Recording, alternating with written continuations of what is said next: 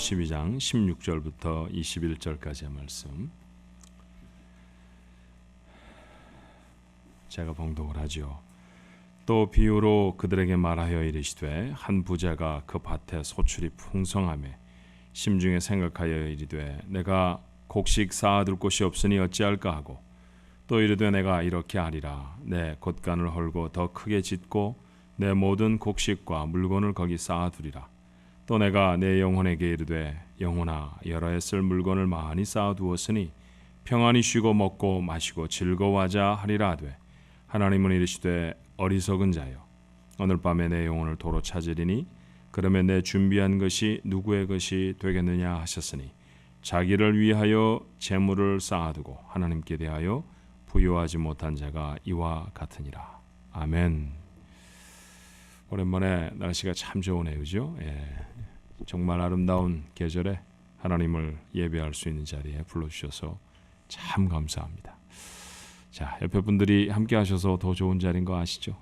한번 가족들이라도 위로하시고 격려하시면 좋겠는데 함께 해주셔서 고맙습니다. 한번 인사할까요? 함께 해주셔서 감사합니다. 고맙습니다. 오늘 제목의 말씀은 크리스천과 재물이라고 하는 제목입니다.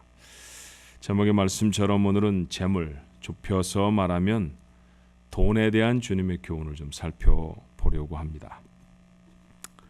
시작은 어떤 사람이 나와서 예수님께 부탁을 했죠. 형하고 유산 분배의 문제로 갈등을 겪고 있는데 좀 주님이 해결해 주셨으면 좋겠습니다. 그런 얘기였어요. 사실 예수님은 그런가 하라고 세상에 오신 분이 아니셨죠. 하루가 급하게 복음을 전하고 구원을 하셔야 하는 그런 사역을 감당해 나가셔야 하는데 남의 집 형제들의 재산 분배 문제에 사사롭게 개입하실 마음이 아마 없으셨을 것입니다. 그래서 점잖게 타이르시죠. 그리고 하신 말씀이 오늘 본문의 미련한 부자에 대한 이야기였습니다. 한 부자가 있었습니다. 어느 해인가 많은 수확을 거둬들였어요. 돈을 많이 번 겁니다. 곡식을 쌓을 것을 위해서 더 큰 창고가 필요했죠. 거두어들이고 보니 마음이 얼마나 흐뭇했을까요? 부자의 마음에 이제 편히 먹고 즐기면 되겠구나. 얼리 리타이 해도 되겠구나. 행복이 차올랐습니다.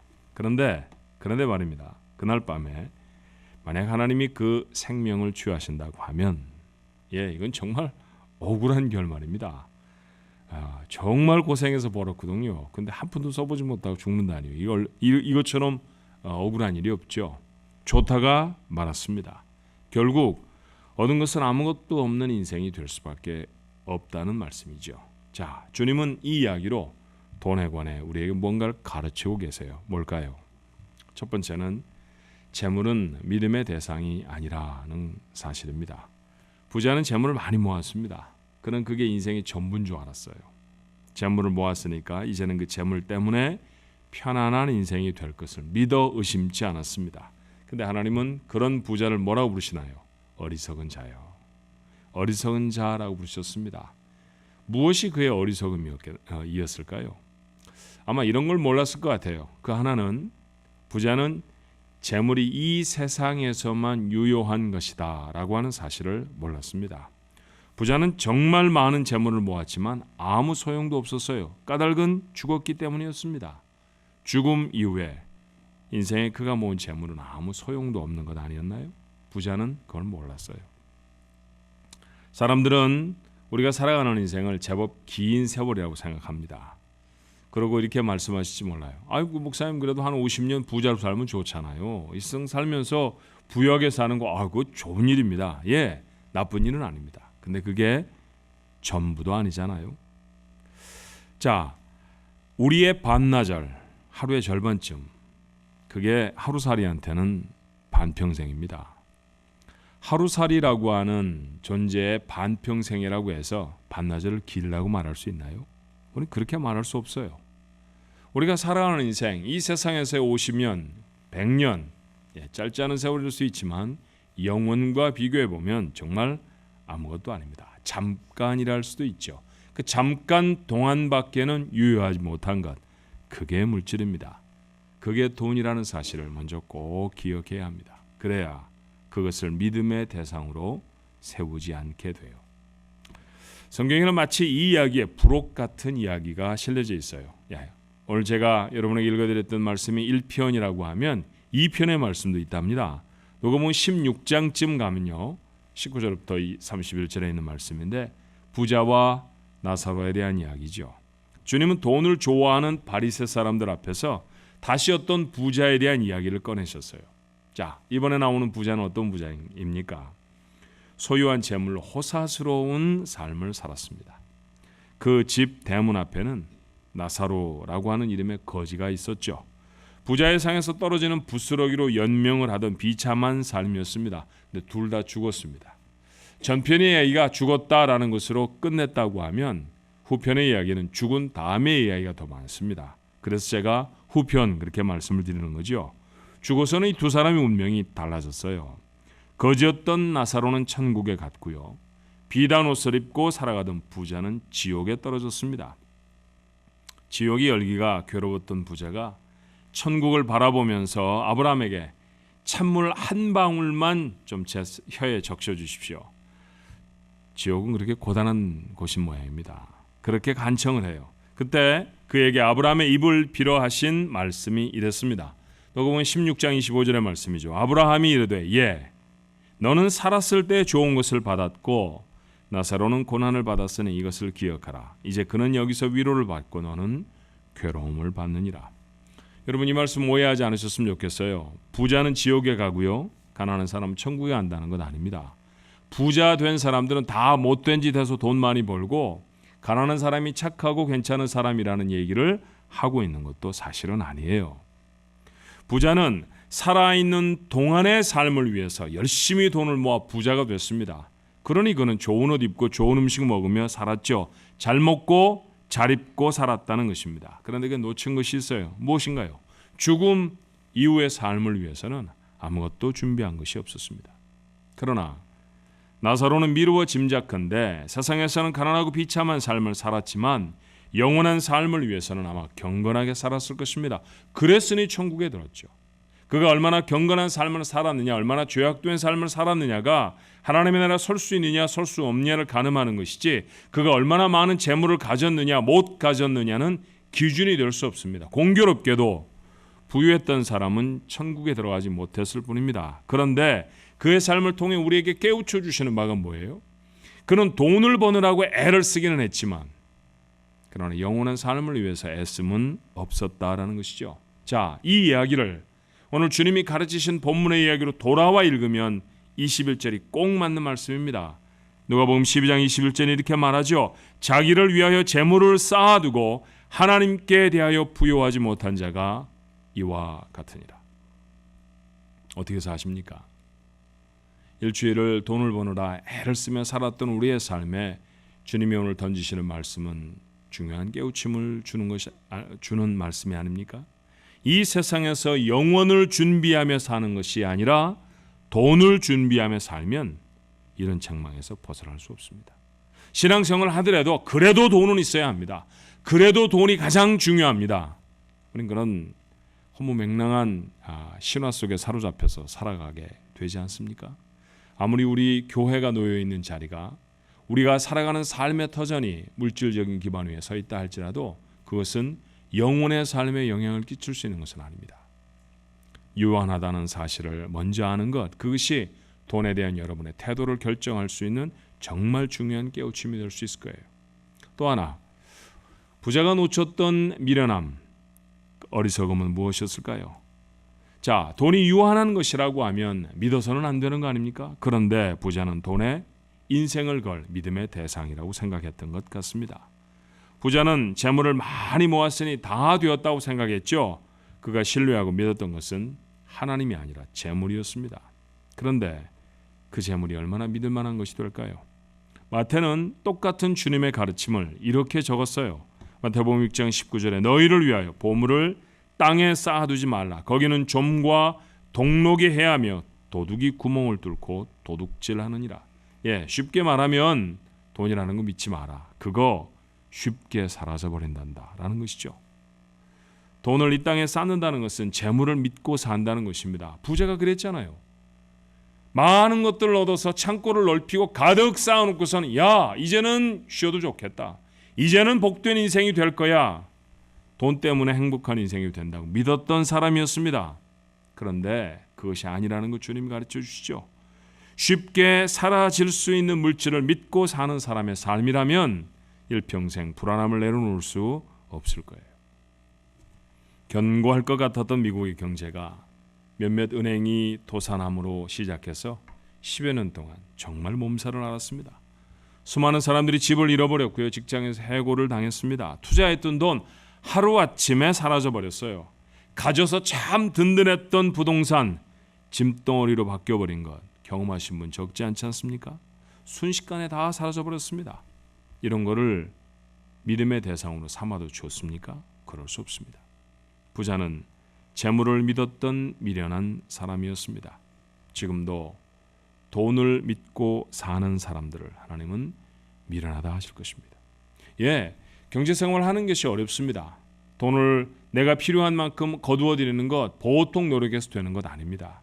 많은 고생을 하고 정말 많은 고민을 하며 여러분이 경제적인 삶을 꾸려나가는 것은 사실이지만, 그러나 여러분, 우리가 하나님을 믿는 하나님의 백성이라고 하면 아무리 많은 수고를 하고 아무리 애를 써서 재물을 모아도 그걸 믿지는 않도록 하십시다. 그것은 믿음의 대상일 수 없다라는 거예요. 자, 영원할 수도 없고요, 순식간에 사라지는 것이기 때문에 믿을 수도 없다는 사실을 주님이 우리에게 돈에 대해 가르쳐 주셨습니다. 그렇다고 하면 재물에 대한 이 두 가지 사실을 알면, 그것도 분명하게 알면 재물에 대한 태도를 결정할 수 있지 않겠어요? 자, 그 첫 번째 태도는 버리는 겁니다. 뭘 버려야 할까요? 불안하시죠? 돈을 버리라고 그럴까 봐. 자, 버려야 할 것은 첫 번째로 탐욕과 염려입니다.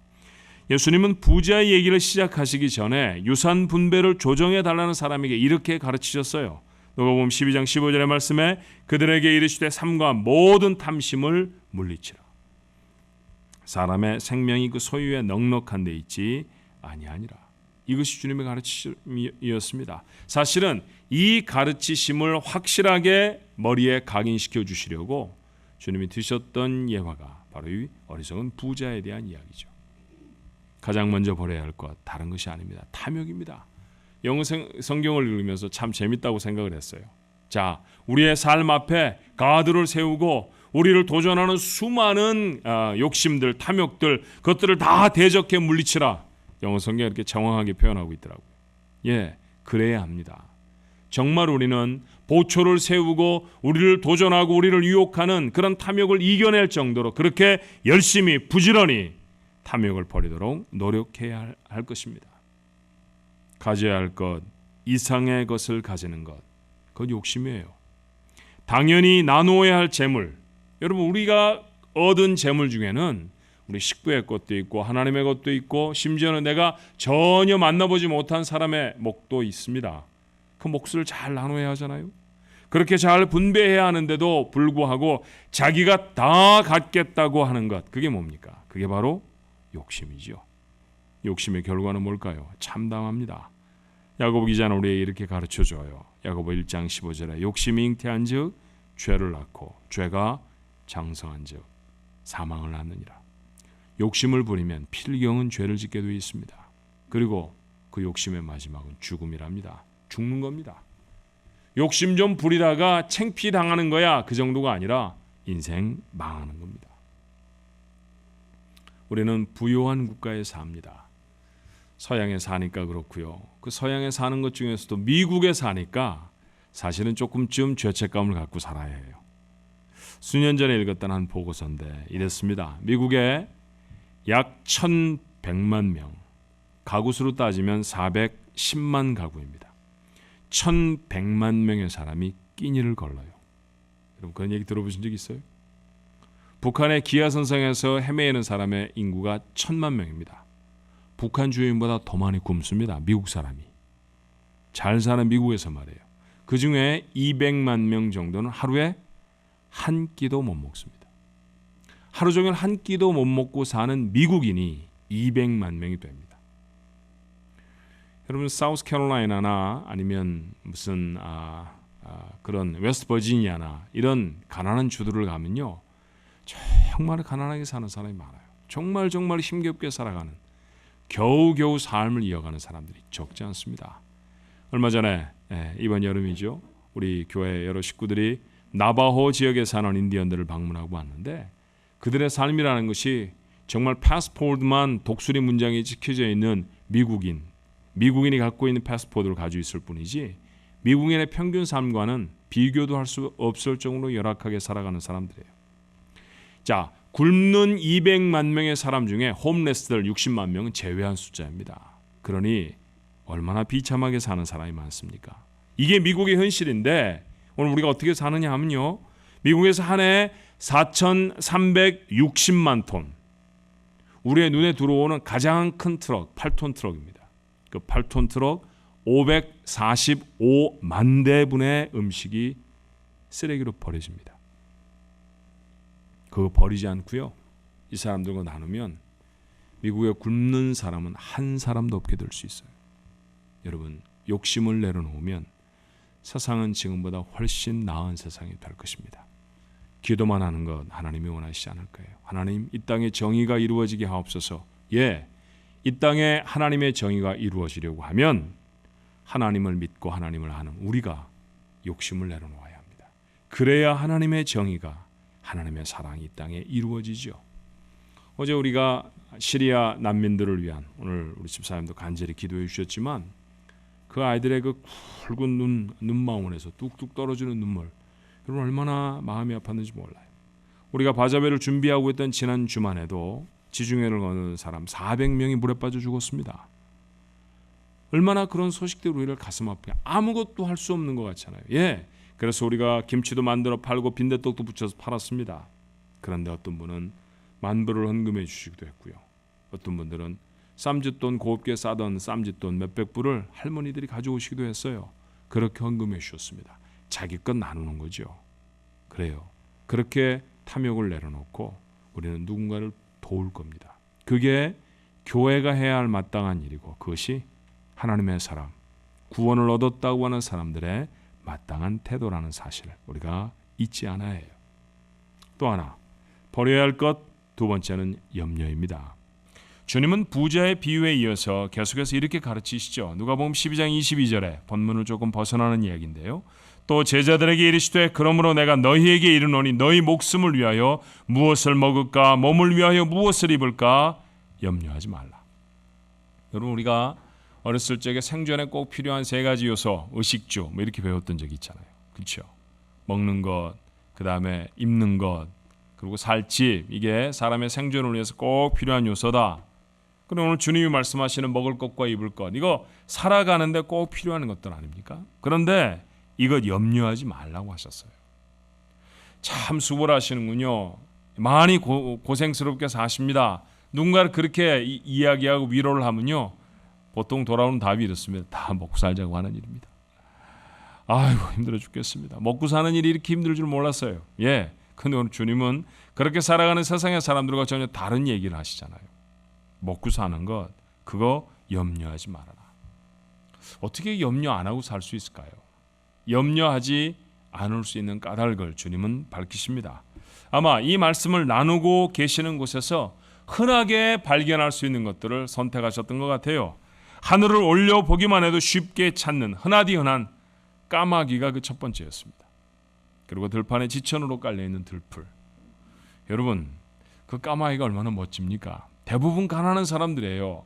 한 끼 두 끼 걸르는 거 다반사로 하던 사람들이 예수님 따라다니던 무리였을 것입니다. 그런데 까마귀라는 녀석들은요, 참기름 발라놓은 것처럼 얼마나 기름이 반지르르 흐릅니까? 그건 누가 그렇게 기름을 발라놨을까요?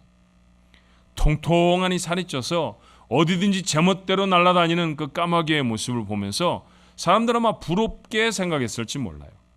자, 아무렇지도 않게 지천으로 펼쳐져 있는 들풀, 그러나 그 자세히 들여다보면요, 너무너무 아름답습니다. 하나같이 다 꽃망울을 내고 하나같이 다 어떤 물감으로도 표현할 수 없는 색을 다 가지고 있잖아요. 사람들이 몰랐을까요? 다 압니다. 다 그렇게 보았습니다. 그렇게 보고 있는 사람들에게 주님이 말씀하시죠.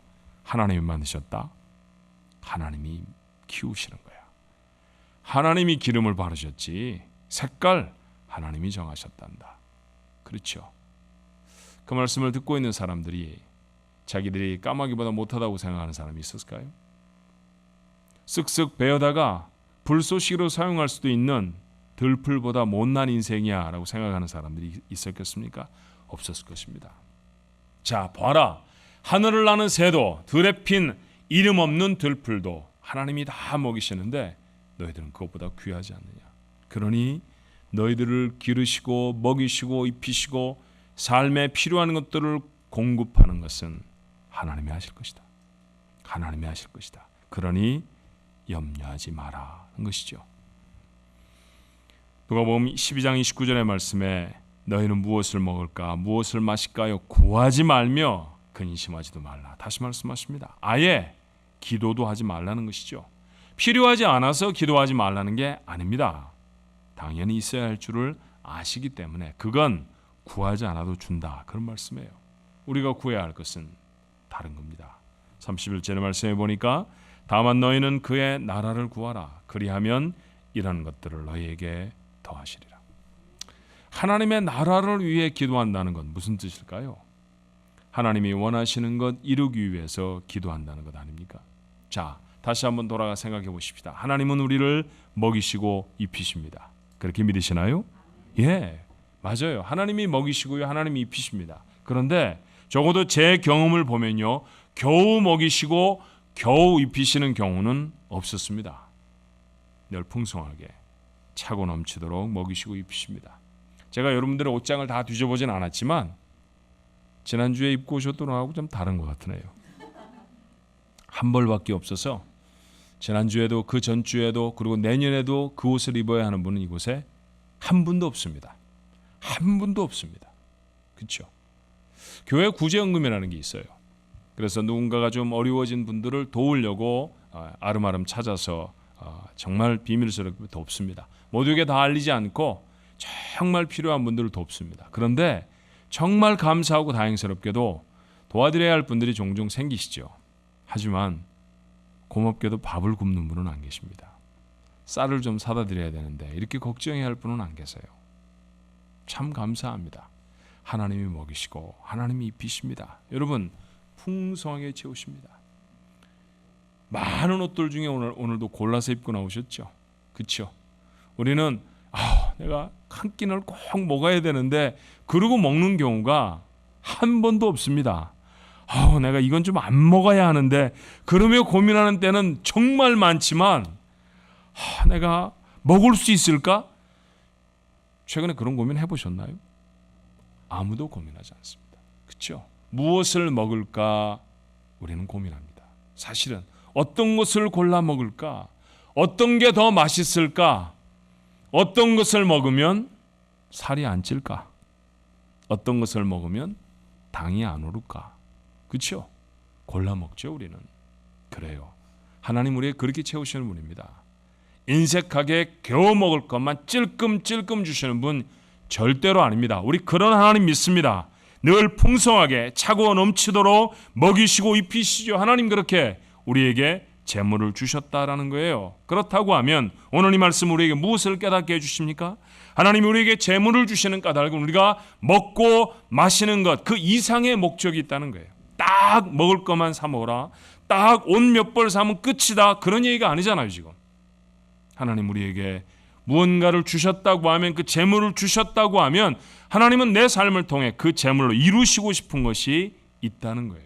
자, 이 말씀하시고 나서 바로 이어 주님이 하신 말씀이 뭘까요? 누가복음 12장 33절로 34절의 말씀입니다. 너희 소유를 팔아 구제하여 낡아지지 아니하는 배낭을 만들라. 곧 하늘에 둔 바 다함이 없는 보물이니 거기는 도둑도 가까이 하는 일이 없고 좀도 먹는 일이 없느니라. 너희 보물을 있는 곳에는 너희 마음도 있느니라. 오늘 이 말씀을 마태가 전한 본문으로 보면 더 잘 기억할 수 있어요. 마태는 마태복음 6장 20절에 이렇게 말하죠. 너 오직 너희를 위하여 보물을 하늘에 쌓아두라. 거기는 좀이나 동록이 해하지 못하며 도둑이 구멍을 뚫지도 못하고 도둑질도 못하느니라.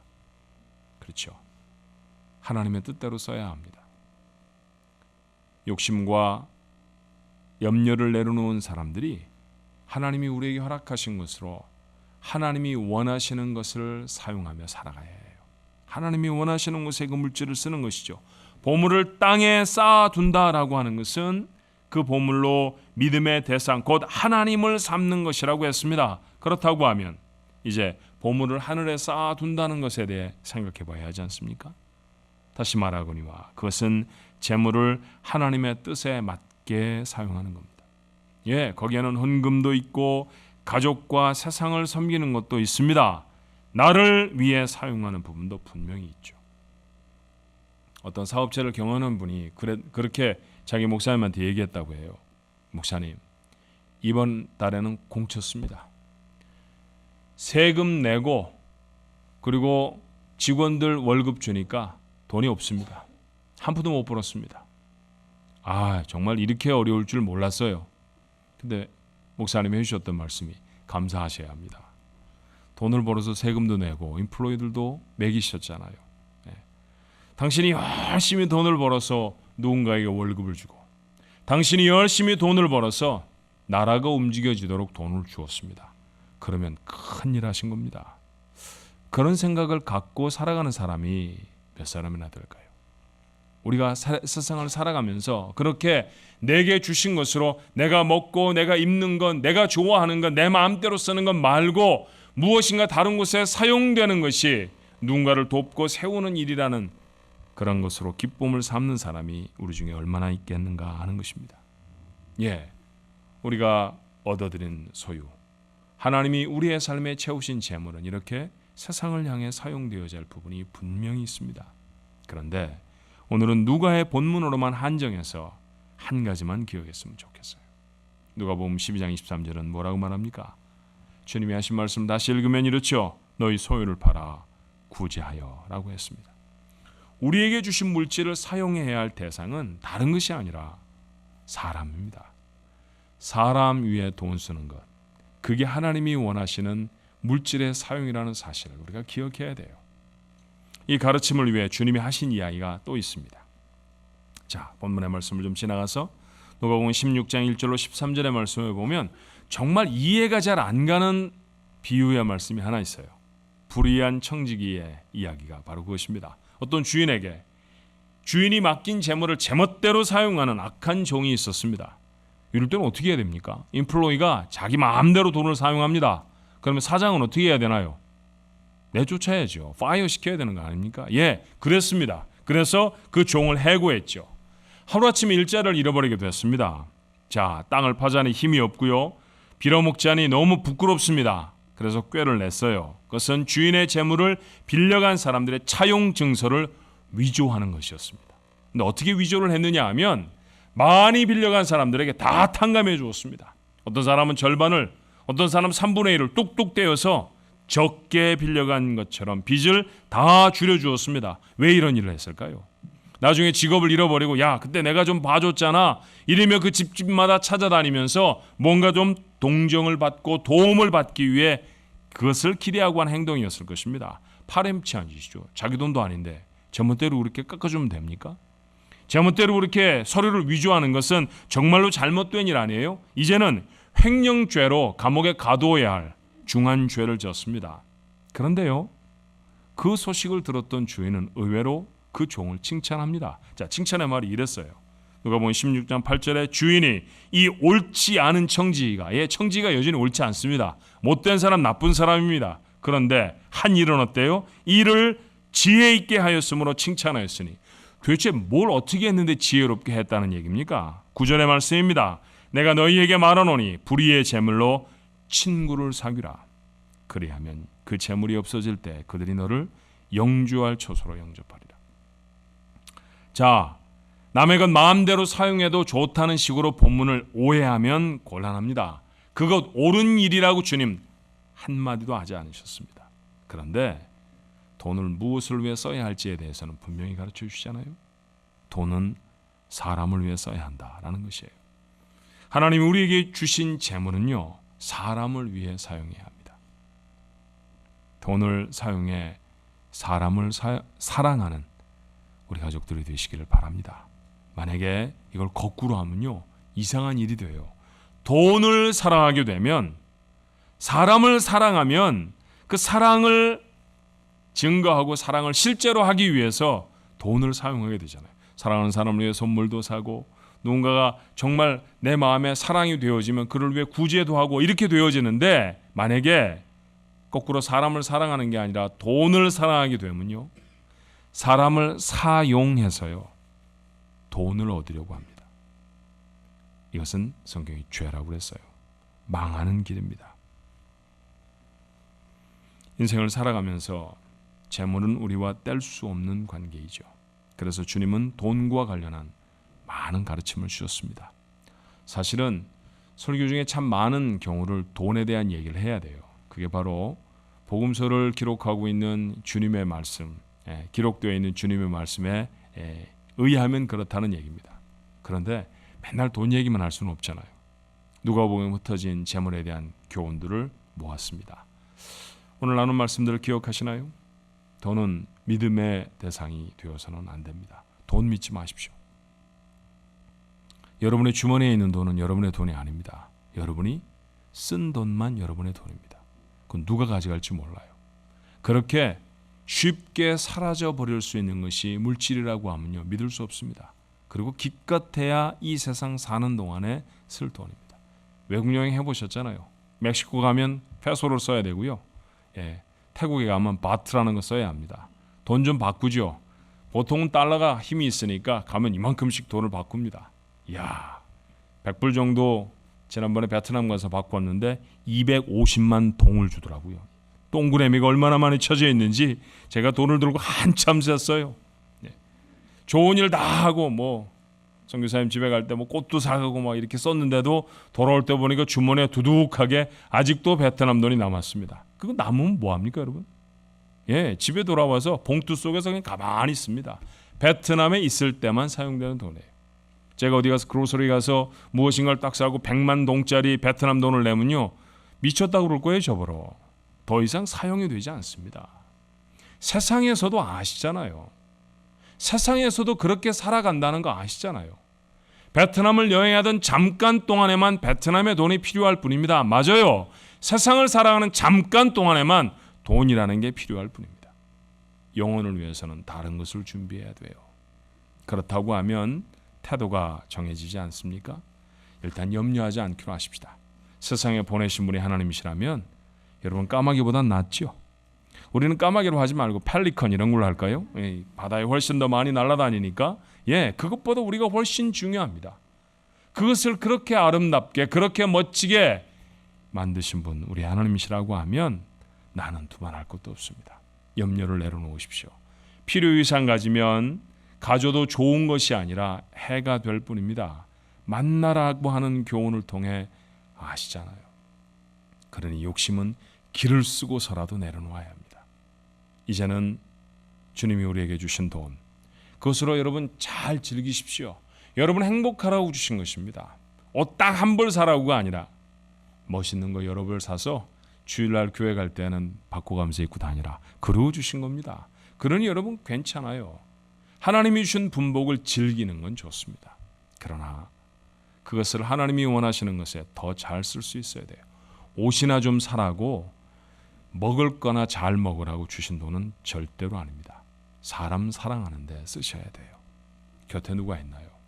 우리의 주변에 늘 목마르고 고단한 사람들이 있답니다.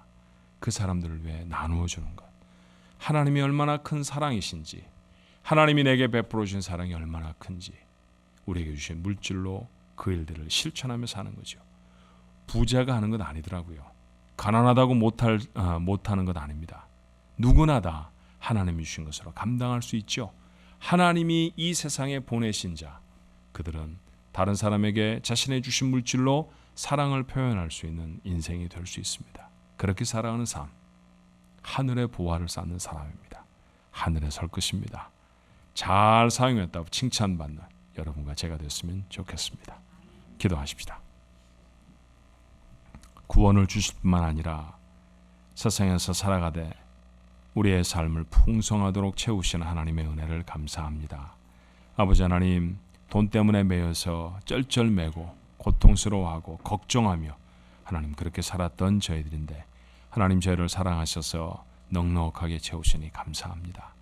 그런데 세상 사람들처럼 돈에 매여서 착각하며 살아갈 때가 얼마나 많은지 모릅니다. 돈을 믿었던 마음들 용서해 주옵소서. 돈을 믿을 만한 것이 못 됩니다. 세상을 살아가는 동안 잠깐 필요할 유한한 것일 뿐입니다.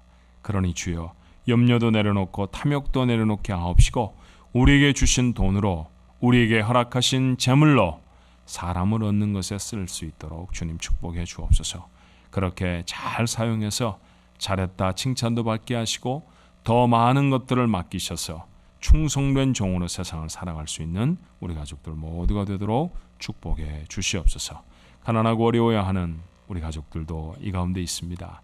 하나님 저들의 삶에 염려를 물리쳐 주시고 하늘을 나는 새도 땅에 핀 꽃도 하나님이 먹이시고 입히신다는 사실 오늘 주님의 말씀으로 다시 듣게 하시어서 담대하게 서서 하나님이 허락하실 은혜와 복을 기대하며 소망하며 아버지 하나님 땅을 살아갈 수 있게 축복해 주시옵소서.